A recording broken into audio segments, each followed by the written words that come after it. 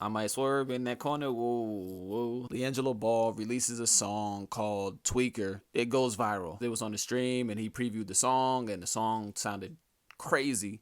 So everybody kind of took to it.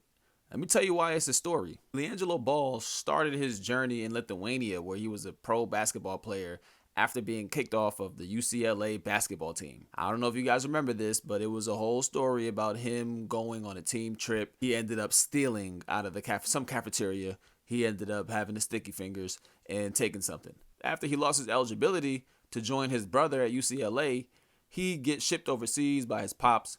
Him and his brother LaMelo Ball. You guys obviously know LaMelo Ball, one of the best young players in the NBA right now. Him and Melo, they go overseas where they have this crazy experience.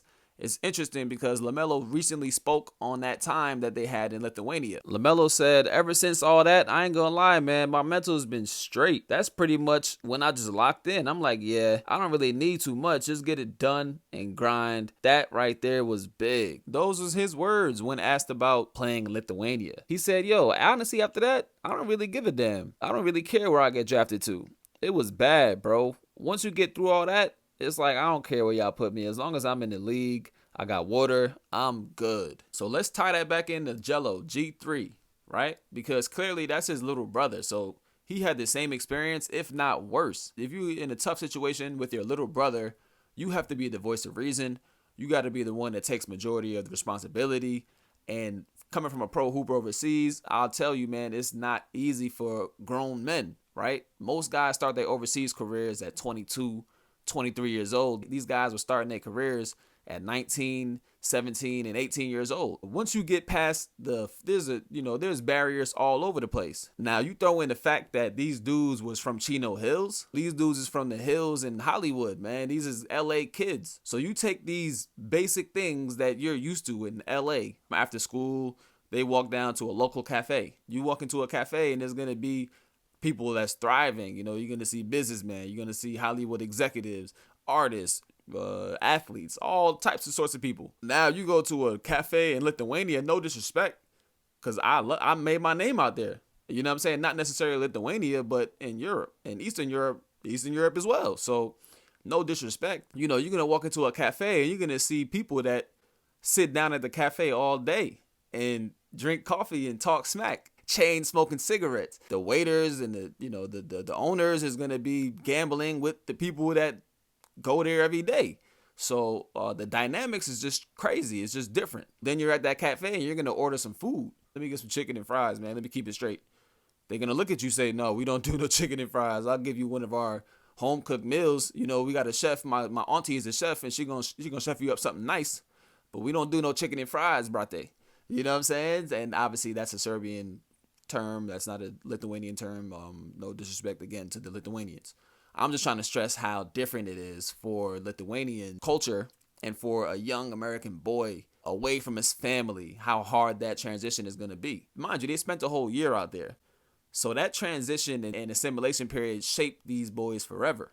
So now when they come back to the States, Melo just told you guys in the interview, when they come back to the States, they got all the motivation in the world to go and get it, right? So Gelo was in a situation where he's so interesting that he never really took off with the basketball, right?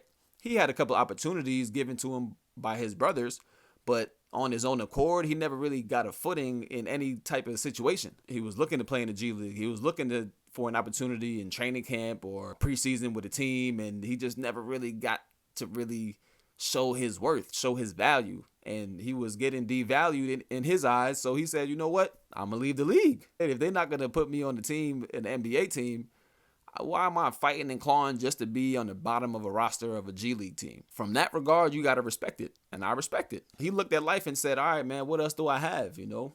What else do I have? And that's where rap comes in. You got to understand something. In today's day and age, kids all over the world, especially kids of those with a minority background, they're taken to the hip hop culture like on another level.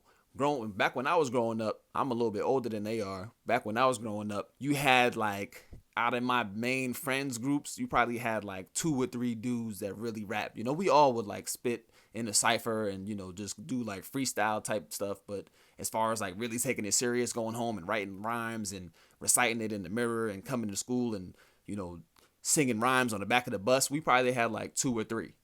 Now, today, if we had that same dynamic, the same number of friends in today's day and age, that number would be like all of us probably would rap, and we all would have a rap name, and we would have raps to go whenever, like it's a whole different ball game now. So these kids is all growing up with rap music. So that's why you shouldn't be surprised by anything that Gelo was doing, because he's just a product of his environment. Lonzo was rapping back in the day as well, and Lonzo actually is one of the listed writers on that project. The song comes out, or they record the song, and I don't know if they know it's a smash. I think, judging by the way Gelo's face was in the video, he probably knew it was a smash. You know what I mean? He probably knew that it was hot, but sometimes you don't know what the temperature is as far as how the public is going to perceive it, right? Because they're a very controversial topic. These Ball brothers, pause, are very controversial. He plays the stream. Everybody reacts to it. Everybody says it's the best thing since sliced bread. I mean, it does sound kind of hot. It's like a good throwback feel. You know, you see all the memes people's like making fun of. They're saying that it's the best song in 2025 and 2005 at the same time. I do like the song. I would never listen to it again outside of the internet, like what you guys put on my algorithm for me. I can't even choose that.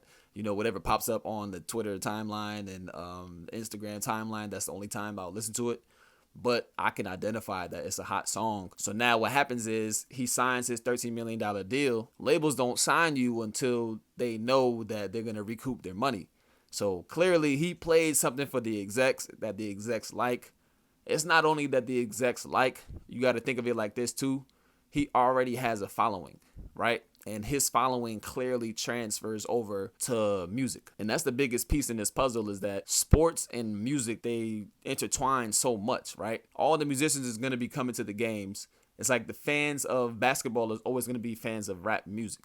So if you really have a dope artist like a Damian Lillard or a Miles Bridges, then they're always going to have people that's willing to at least give it a try.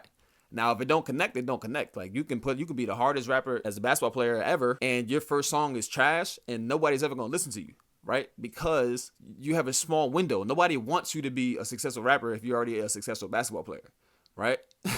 People don't want you to win that much. So LiAngelo is in a unique position because he didn't win as much as the basketball player, but people want to see him win because his family is so successful. His dad kind of went from being one of the most hated in America to being one of the most kind of beloved. You know, now it's almost like we look at him like an underdog.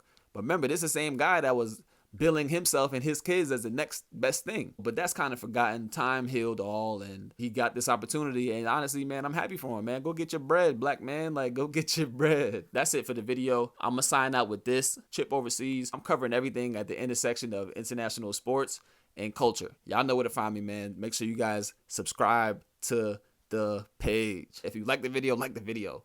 If you got a comment about the video, comment on the video. And if you subscribe to me, I subscribe to you. Salute.